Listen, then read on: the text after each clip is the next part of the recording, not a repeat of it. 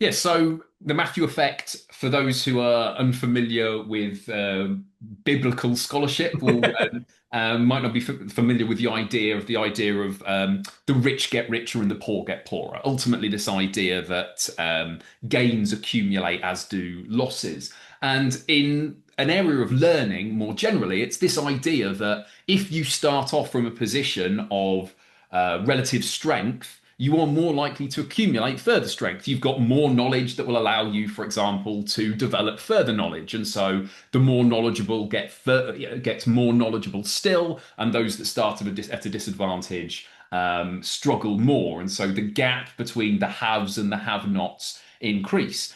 In reading, we see that in all sorts of areas. We see that in things like vocabulary. You know, the more vocabulary you have, the easier it is to make connections to new words. The more you understand prefixes and suffixes from vocabulary that you already have, the easier it is to make sense of that in the reading that you do.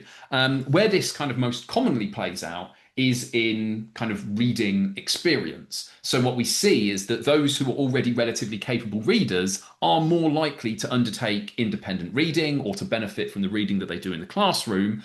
And so this initial strength allows them to do more reading, which makes them stronger, which makes them want to do more reading, etc., etc. So you can see the accumulation of these gains, but equally, on the other end of things, there is a sort of negative feedback loop where those who are initially struggling with reading are less likely to want to put in the reading miles, and thus they struggle more with reading, and so they become more reluctant to read, etc.